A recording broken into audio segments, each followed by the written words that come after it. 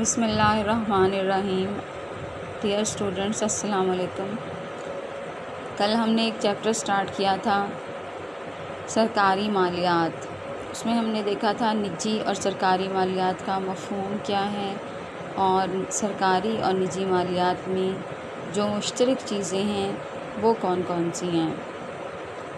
آج ہم آگے بڑھتے ہیں اور دیکھیں گے کہ سرکاری وصولیاں جو ہیں وہ کیا ہیں، یعنی حکومت جو ہے وہ کن کن ذرائع سے اپنی آمدنی جو ہے وہ اکٹھی کرتی ہے۔ اس کو ہم پبلک ریونیوز بھی کہتے ہیں۔ حکومت کی آمدنی کا سب سے بڑا اور اہم ذریعہ ٹیکس ہوتے ہیں۔ حکومت اپنی آمدنی دو ذرائع سے حاصل کرتی ہے، ایک محصولاتی آمدنی کے ذرائع اور دوسرا غیر محصولاتی آمدنی کے ذرائع۔ محصولاتی آمدنی کے ذرائع میں ٹیکسز شامل ہیں، اور ٹیکس سے مراد ایسی لازمی ادائیگی ہوتی ہے جو حکومت کسی ایک شخص کو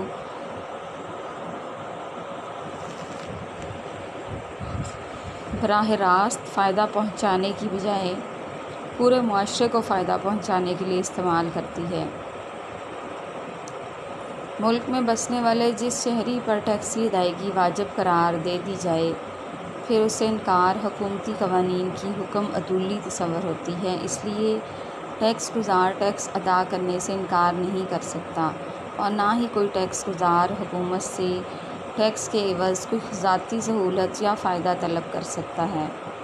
اس لیے حکومت ٹیکس کی مد میں جو رقم وصول ہوتی ہے اس کو ملک کے عوام کے وسیع تر مفاد اور فائدے کی خاطر استعمال کرتی ہے۔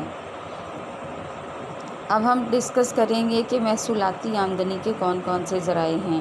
اس میں سب سے پہلے درآمدی اور برآمدی محصولات ہیں۔ یہ وہ ٹیکسز ہیں جو ملک میں درآمد اور برآمد ہونے والی اشیاء پر لگائے جاتے ہیں۔ کسی ملک میں درآمدی اور برآمدی اشیاء سے حاصل ہونے والی کسٹم کی آمدنی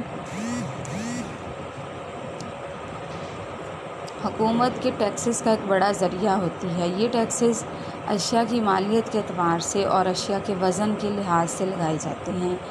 جن اشیاء پر یہ ٹیکسز بلحاظ وزن عائد کیے جاتے ہیں ان میں چائے، تمباکو، دھاگا، سیمنٹ، سینما، فلم وغیرہ شامل ہیں۔ اس کے علاوہ کئی اشیاء پر حکومت ٹیکسز مالیت کے لحاظ سے لگاتی ہے۔ اس کے علاوہ حکومت غیر ضروری اور اشیاء تعیش پر بھاری ٹیکس عائد کرتی ہے، لیکن خام مال، صنعتی مشینری، لوہے، بنسپتی گھی، ٹیکسٹائل کی مصنوعات پر کم شرح سے ڈیوٹی لگاتی ہے، جبکہ کئی روزمرہ کی اشیاء کسٹم ڈیوٹی سے مستثنیٰ ہوتی ہیں، یعنی ان پر کسی قسم کا کوئی ٹیکس جو ہے وہ لاگو نہیں ہوتا۔ ان میں خشک دودھ، بنولا، دالیں، اناج، سویابین، خام تیل، کپڑے، دوائیاں وغیرہ شامل ہیں۔ ان پہ کسی قسم کا ٹیکس جو ہے وہ نہیں لگتا۔ تو پاکستانی معیشت میں درآمدی اور برآمدی جو ٹیکسز ہیں بڑی اہمیت کے حامل ہیں۔ اس کے بعد مرکزی ایکسائز ڈیوٹی ہیں۔ ایکسائز ڈیوٹی پاکستان میں تیار ہونے والی اشیاء اور مہیا کی جانے والی خدمات پر عائد کی جاتی ہیں۔ ایکسائز ڈیوٹی کا نفاذ بڑی دانش مندی اور احتیاط سے کیا جاتا ہے، کیونکہ اس سے ملک کی پیداوار کی حوصلہ شکنی اور صارفین پر بوجھ بڑھنے کا خطرہ ہوتا ہے۔ دوسری طرف حکومت ایسے اقدامات کرتی ہے جس سے ایکسائز ڈیوٹی کا دائرہ کار وسیع ہو اور حکومت کو اس مد سے زیادہ آمدنی حاصل ہو سکے۔ پاکستان میں ایکسائز ڈیوٹی عام طور پر بلحاظ وزن اور مالیت شے کی قیمت میں شامل کر دی جاتی ہے۔ اس لیے صارفین یہ اشیاء خرید کر ٹیکس کی رقم بھی قیمت کا حصہ سمجھ کر ادا کر دیتے ہیں اور بوجھ محسوس نہیں کرتے۔ اس کے بعد انکم ٹیکس اور کارپوریٹ ٹیکس ہیں۔ انکم ٹیکس اور کارپوریٹ ٹیکس سے حاصل ہونے والی آمدنی بھی ملکی وصولیوں کا ایک بڑا حصہ ہیں۔ حکومت اس زمرے میں لوگوں کی کمائی ہوئی آمدنیوں پر پروگریسو ریٹ سے شرح ٹیکس لگا کر آمدنی حاصل کرتی ہے۔ متزاحد شرح ٹیکس کے اصول کے تحت شرح ٹیکس میں اضافہ یا کمی آمدنی میں کمی یا اضافے کے ساتھ ہوتی ہے۔ پاکستان میں قابل ٹیکس آمدنی حکومت پاکستان کی مقرر کردہ آمدنی کے خاص معیار سے شروع ہوتی ہے اور اس معیار سے کم آمدنی والے ٹیکس گزار مستثنیٰ ہوتے ہیں۔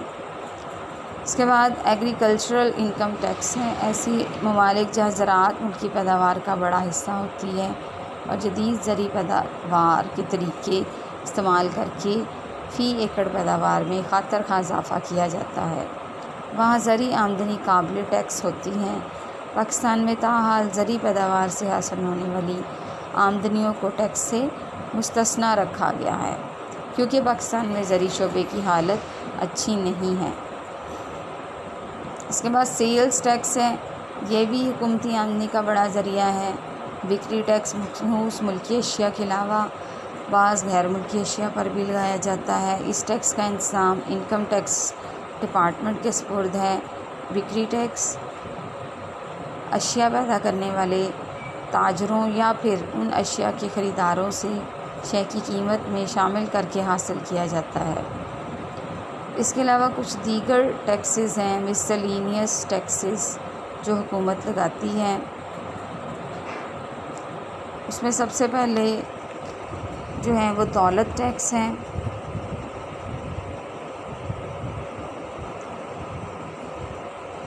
دولت ٹیکس جو ہے انسان کی منقولہ اور غیر منقولہ جائیداد پر ایک خاص معیار یا حد کے بعد ٹیکس واجب الادا ہونے پر لگایا جاتا ہے۔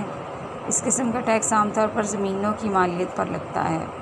اس کے بعد تحفہ ٹیکس ہے۔ تحفے ٹیکس میں 35,000 روپے کی مالیت تک تو یہ ٹیکس معاف ہے، لیکن اس سے زیادہ مالیت کا اگر تحفہ ہے تو اس پر ٹیکس عائد ہوتا ہے۔ پھر وراثت ٹیکس ہے۔ وراثت ٹیکس اس ٹیکس کے زمرے میں ٹیکس مرنے والے لوگوں کی منقولہ اور غیر منقولہ جائیداد پر ایک خاص شرح سے لگایا جاتا ہے، اور یہ دیگر محصولات تھے۔ اس کے علاوہ غیر محصولاتی آمدنی کے ذرائع میں فی شامل ہے۔ اس میں جو ہیں وہ سرکاری فیس ہے۔ یہ فیس عوام حکومت کو بعض سرکاری سہولیات کے عوض ادا کرتی ہے، جیسے اسلحے کی فی، لائسنس کی فیس ہے، کورٹ فیس ہے، ڈرائیونگ لائسنس کی فیس ہے۔ اس کے علاوہ قیمت ہے۔ حکومت بعض اشیاء نجی شعبے میں دینے کی بجائے خود پیدا کر کے فروخت کرتی ہے۔ ان اشیاء میں گھی کارپوریشن آف پاکستان کا تیار کردہ گھی اور اسٹیل مل کی مصنوعات شامل ہیں۔ اس کے علاوہ حکومت پوسٹ آفس کی جو خدمات مثلاً پوسٹ کارڈ، ٹکٹیں، لفافے، منی آرڈر کی سہولیات دیتی ہے، یا واپڈا کی بجلی، ریلوے کی سفر کی سہولیات، ٹیلی فون و تار کی سہولتیں فراہم کر کے ان خدمات کے عوض قیمت وصول کرتی ہے۔ یہ سب قیمتیں اس مد میں آتی ہیں۔ پھر سود کی وصولیاں ہیں۔ مرکزی حکومت صوبائی حکومتوں، میونسپل کمیٹیوں اور کارپوریشنوں کو دیے گئے قرضوں پر سود وصول کرتی ہے۔ سود کی وصولیاں غیر محصولاتی آمدنی کا ایک اہم ذریعہ ہیں۔ اس کے بعد خصوصی تشخیص ہے۔ حکومت بعض علاقوں میں خصوصی ترقیاتی منصوبوں پر اخراجات کرتی ہیں، مثلا سڑکیں، بجلی سپلائی، ہسپتال، اجناس کی منڈیاں وغیرہ۔ ان ترقیاتی کاموں کی وجہ سے لوگوں کے اثاثوں کی قیمتیں کئی گنا ہو جاتی ہیں اور حکومت ایسے علاقوں کی پراپرٹی کی اضافی مالیت کا ایک خاص حصہ بطور خصوصی تشخیص کے ذریعے کرتی ہے۔ سرکاری جائیدادیں، حکومت اپنی جائیداد سے بھی معقول آمدنی حاصل کرتی ہے۔ مثلا حکومت جنگلات کو ٹھیکے پر دے کر، کانے پٹے پر رکھ کر، سرکاری زمینوں پر کاشتکاری کروا کر آمدنی حاصل کرتی ہے۔ اس کے علاوہ حکومت کچھ دیگر وصولیاں بھی کرتی ہے، جس میں لوگوں کو پارک، سیرگاہیں، چڑیا گھر وغیرہ کی جو تفریحاتی جگہیں ہیں ان کے اوپر جو ٹکٹس لگتے ہیں جو وہ بھی حکومت کی آمدنی میں شامل ہوتے ہیں۔ اس کے علاوہ سول انتظامیہ فیس، جرمانے بھی حکومت وصول کرتی ہے۔ جرمانے ان لوگوں سے وصول کیے جاتے ہیں جو قوانین کی خلاف ورزی کرتے ہیں، مثلا ٹریفک قوانین کی خلاف ورزی وغیرہ۔ اس طرح دیگر ٹیکسز میں سرچارج ٹیکس بھی حکومت کی آمدنی کا بڑا ذریعہ ہے۔ یہ آج کے کوسچن کی ڈیٹیل تھی۔ کل انشاءاللہ ہم نیکسٹ ٹاپک کریں گے، آپ اس کو یاد کیجیے گا، یہ امپورٹنٹ کوسچن ہے، اور کل ہم ٹیکس عائد کرنے کے اصول پڑھیں گے۔ اوکے جی، اللہ حافظ۔